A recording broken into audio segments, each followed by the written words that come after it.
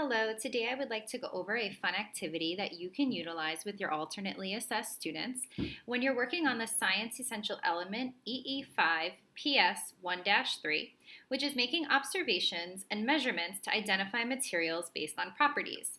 And one way I found that we can do that is by having some really fun STEAM or STEM experiments, and one of those is called the Magic Milk Experiment. So if you look on different resources, if you look up in Teachers Pay Teachers, there is a very fun STEAM activity called the Milk Experiment that you can download for free. And that's what I'm going to show you I used and how I modified it utilizing my Google Drive and making a Jamboard out of it. So you'll see here is an example of a student actually participating in the activity. It is super simple. You need very minimal items that are typically found in our homes, right? So let's go through and talk through the experiment and some different ways that you can modify it, both if you're in person, blended, or fully remote. So our lesson objective today is students will participate in or observe an experiment and make predictions. So from that Teachers Pay Teachers document, I then made a screenshot and I embedded it into my Jamboard. I often do this because this provides my students a way to go in and either draw on the actual worksheet if I'm virtual, and I can have a way to record what they're predicting, any of their observations, and any of the conclusions. And what's nice about this is they can draw on here utilizing their tools, they can type in their answers or write in their answers, right? So there's a lot of different options that provide a lot of different modalities for any type of learner that you have in your classroom.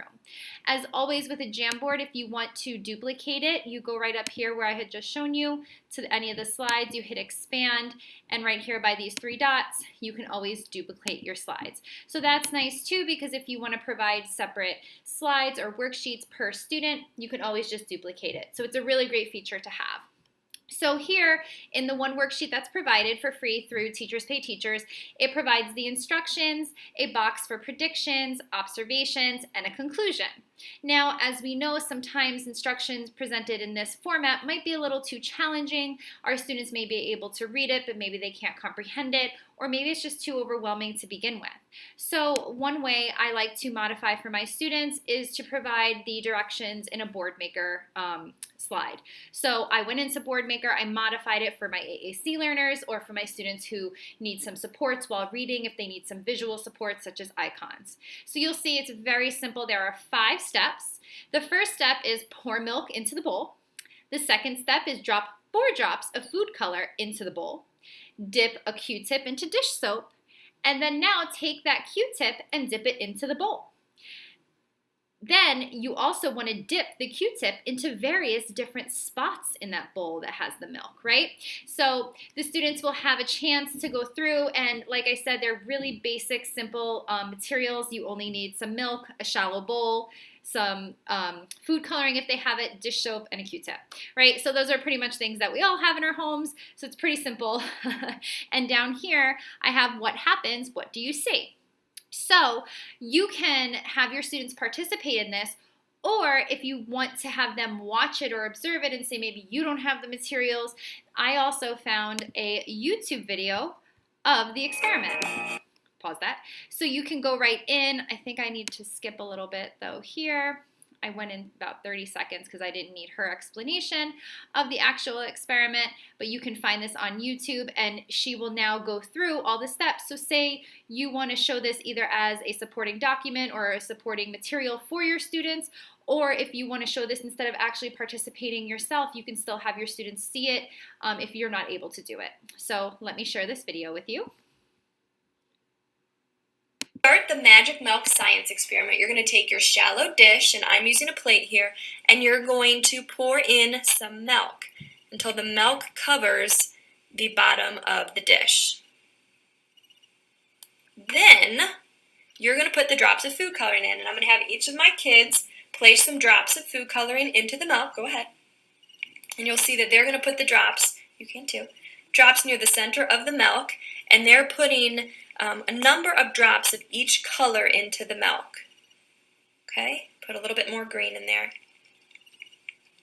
Go ahead. Okay, so now you see we have our pink, our purple, our blue, and our green. So the next step is to take the dish soap, and I'm going to place a drop of dish soap into the middle of the milk. And let's see what happens.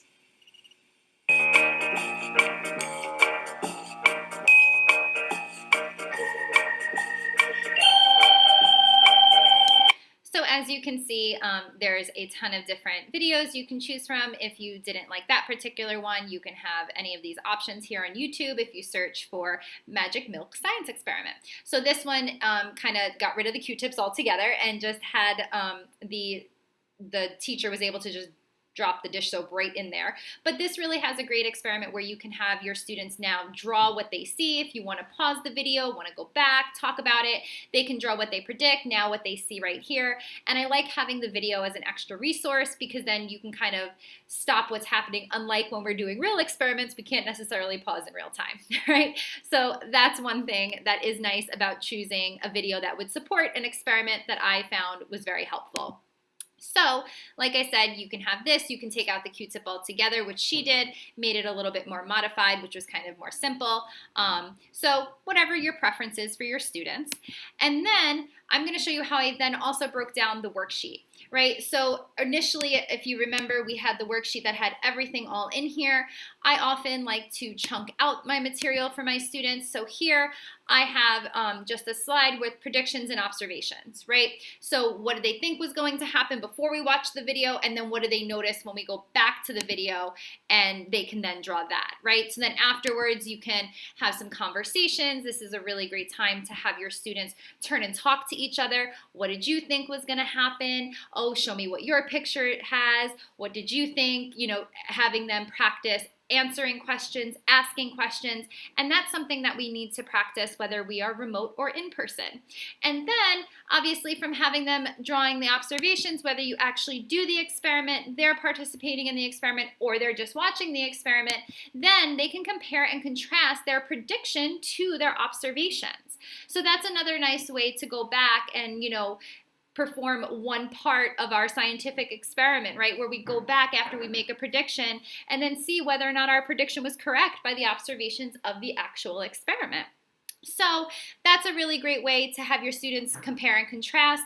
If they're not there yet, you can very simply just do one at a time. What do you think is going to happen as you guys talk about what the steps are when you go through adding the food coloring, having the Q-tip go in there? What do you guys think is going to happen? Are the colors going to separate? Are they going to stay the same? Do you think they're going to mix? You know, whatever they think, will the Q-tip pick up the milk and dry it all up? You know, whatever prediction they may have, they can draw a picture. They can write out their prediction. They could type out their prediction. And then again, of course, I separated the observations.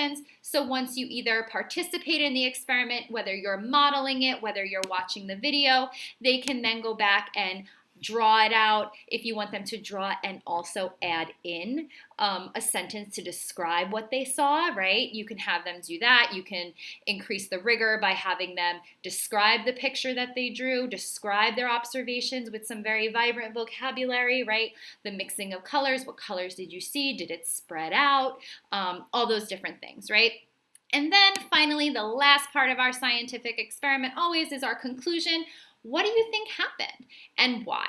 So again, you can have your students, if they're not able to, you can take out the lines and you can just have them, draw a picture of what they think happened. They can type out their answer. They can write out their answer. Why do we think the milk separated into such cool, different colors?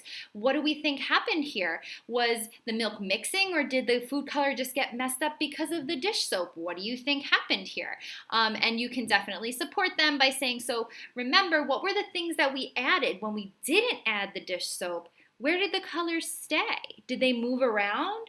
Oh, so after we added the dish soap, that's when the colors seem to burst and pop like a rainbow. So what do you think maybe might have caused those colors to change from when we first saw those little drops just in the milk, right? So you can definitely support them through that, have them say the dish soap caused it, whether they're dropping the dish soap in or the Q-tip with the dish soap, either way. So again, just a really fun STEAM experiment that you can utilize with your students that gets them thinking, predicting, experimenting with things that they have in their home that's really easy to use. So I hope this is a fun activity that you can utilize with your students towards the end of the year, and I hope your students and you have fun doing it.